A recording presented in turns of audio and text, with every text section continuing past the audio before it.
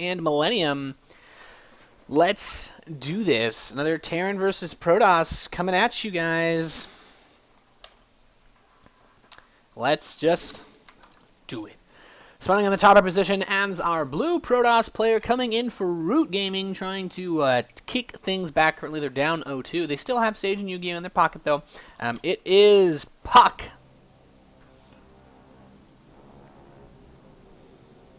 And spawning in the bottom left position as the red Terran player coming in for Millennium, it is going to be Dayshi, currently up 2-0.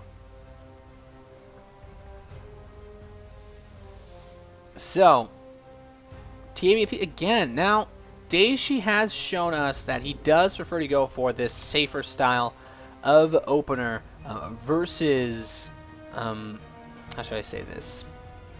Versus Protoss, really, in the last game. So, is he going to do something similar? We'll have to see. Puck now, chrono boosting out probes. And then the question is he going to go for this gateway timing?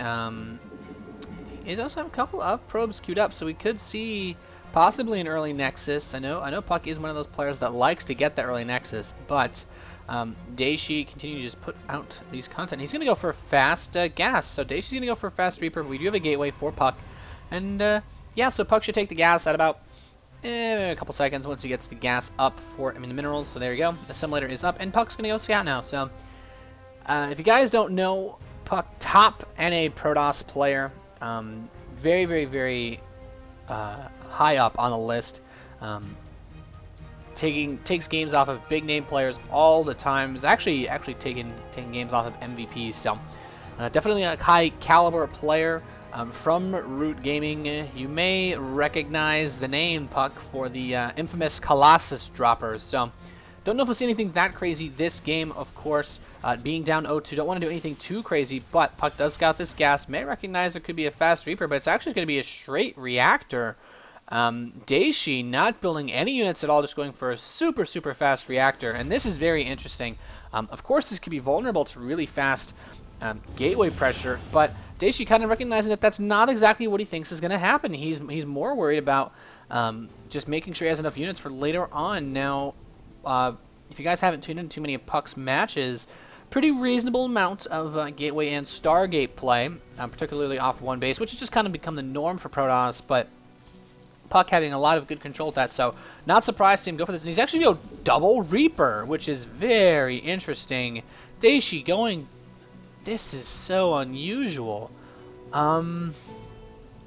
This kind of play, he's getting a command center behind this, but this sort of play is, he'll be out and he'll have 2 Reapers versus a Stalker, sure, but the Stalker should be able to clean both of them up without too much problems. So Twilight Council not going up here for Puck, so he could be looking to go for a fast Blink, could be looking to go Dark Templar, but since he is opening up with the Stalker and a second Stalker, it does look like this is going to be a Blink play from our Root Gaming Protoss. So the very interesting to see what he's going to do. The 2 Reapers are out now, and Puck kind of like, what on earth is this? 2 Reapers are going to kill off that probe, and he's going to add on his 2 additional barracks. So he's going to move into a standard normal play, continuing to put out Marines as well, but what an unusual way to open from Dayshi. And, well, the Reapers are out. Puck, though, sitting at the top of his ramp with the 2 Stalkers in the Mothership Core. Dayshi could run these Reapers in, but is basically just going to throw both of them away since they're both going to do exactly the same thing, which is just scout.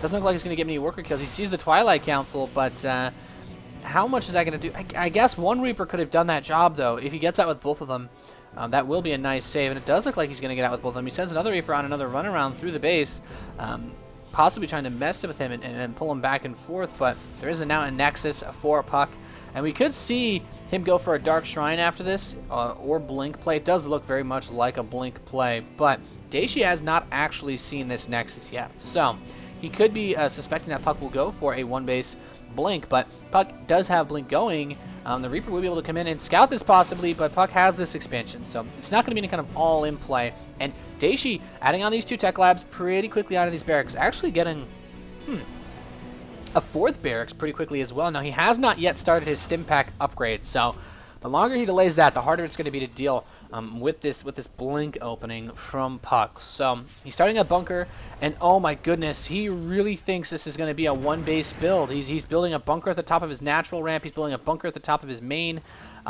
cliff area, and he is really going to turtle hard. And at all this time, Puck will be expanding, will be putting out additional probes.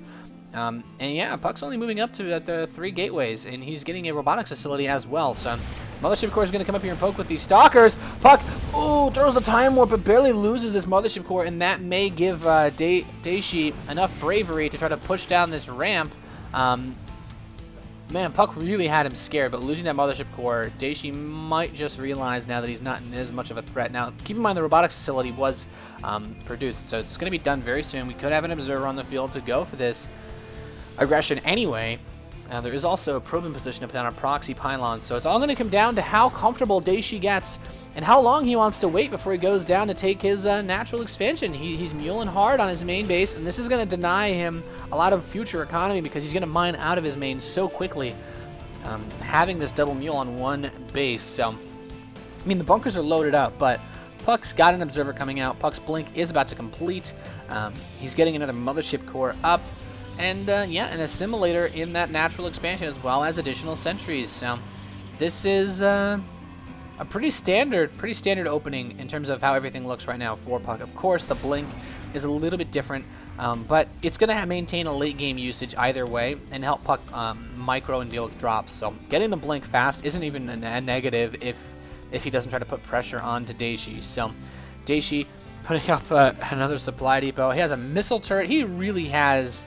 It looks like he's really overreacted to this, in all honesty. He could have taken this natural expansion forever and a half ago. Would have been perfectly safe, but maybe now just realizing, okay, it's almost 10 minutes. I'm about to have my stim pack, and I'm still on one base with this double mule. So he is now going to finally move down this command center, which he really needed to do a while ago. Will be able to luckily catch the observer with a missile turret, but Puck is also able to scout that Dayshi's just now getting this expansion together. An Immortal is coming out, so he could see some possible aggression. The Immortal, though, will be most likely just for defensive purposes, but with Blink, anything could happen. Adding on additional gas. And Stalker's going to go check around the third, but now it looks like Dayshi wants to put on some aggression. He has a lot of bio here, has a lot of stim, but there's a lot of sentries here, and some of them have built up quite a bit of energy for force fields. So if Dayshi decides to try to get brave here, and dive into the Mothership Core, using this high ground to be able to spot. He does see the Bioforce coming. One force field does go down. Not trying to partition the army off at all, though. Puck probably could have tried to cut the army into a little bit of a chunk with that Immortal for the DPS, but choosing not to do that. He's going to add on a couple more gateways, get out another Immortal.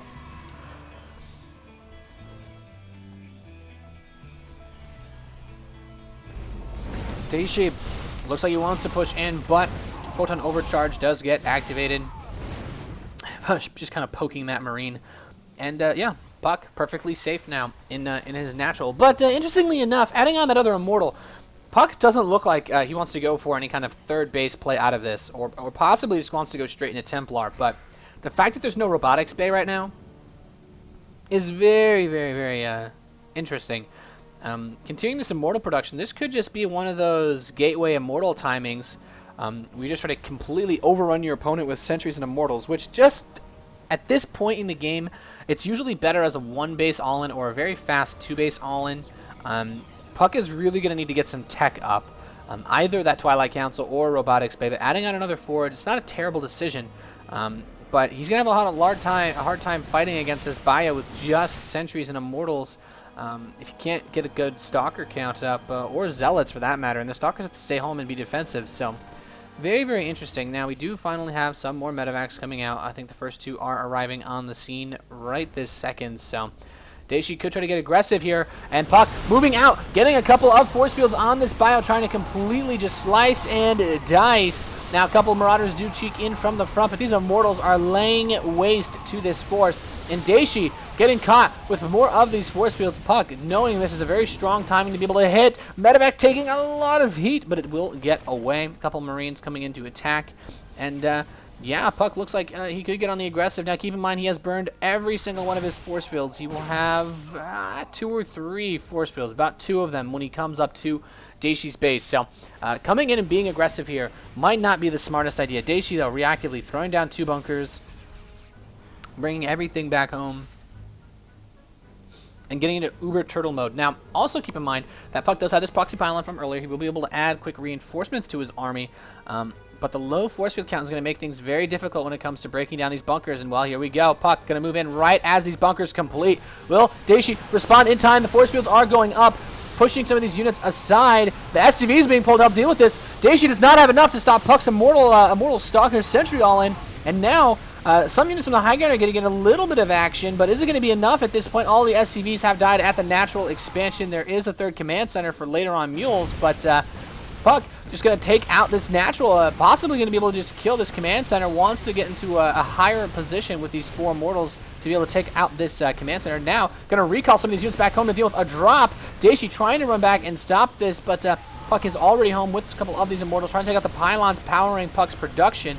At the same time, natural expansion is going to die for Dayshi, but Puck inside, trying to get rid of these pesky medevacs. Going to blink up. We'll be able to pick off. Oh no, the medevac barely gets away. No! Caught at the last possible second, trying to micro away, and unfortunately won't be able to kill all of this off. But Puck does live to fight another day, saving his base using that mass recall ability on the mothership core. Now, Dayshi will move down and retake the natural expansion, but he's lost so much. Looking at the units tab, we have 48 probes to 21 SCVs. Even with mules, he is way behind. 34 SCVs killed this game. And now, trying to kill this 3rd base does actually kill it. Puck will immediately remake it, though Puck has enough of a lead that it's not a problem. Medevac will die, and these Stalkers will just completely scare off this Bioforce. So, currently about almost double supply right now for Puck versus Dayshi. And Puck's laying out a couple more proxy pylons. Now, these Marines will actually run into this probe. No, he will not respond in time, but he should pass by this pylon. So, this is just going to become a very difficult situation. The Protoss player getting these proxy pylons around the map will be able to go for later harass in this game. And now, +3 armor starting, +1 attack, about to complete the upgrades for Dayshi. Just +1 attack. He's barely got anything. He's not going to be able to do any damage at all to the Zealots. For Puck, this is going to be so hard to stop any kind of future attack. And Puck just getting out more Immortals, getting out more Zealots, getting the charge upgrade. And this is going to open up a really big opportunity for Puck to go for a big follow-up attack. One of these warp gates still unpowered for Puck, though. He's going to want to get another pylon there, but does he even care at this point? Moving out now. So many Stalkers with that +3 armor upgrade. Almost halfway done. Even with just a +2, he's still ahead in upgrade on Dayshi. So moving in towards the natural, is going to blink the Stalkers in and probably just kill off this command center. And in the meantime, everything else is going to follow suit. So SCV's trying to repair, but doesn't look like it's going to be enough. Now the Immortals and the Sentries are here as well. We'll be able to partition this army off with force field, just grabbing what he can and splitting off these tiny chunks. Basically like taking a meat cleaver to this Bioforce. And, well, natural expansion is going to be forfeit once again. Puck trying to move up here.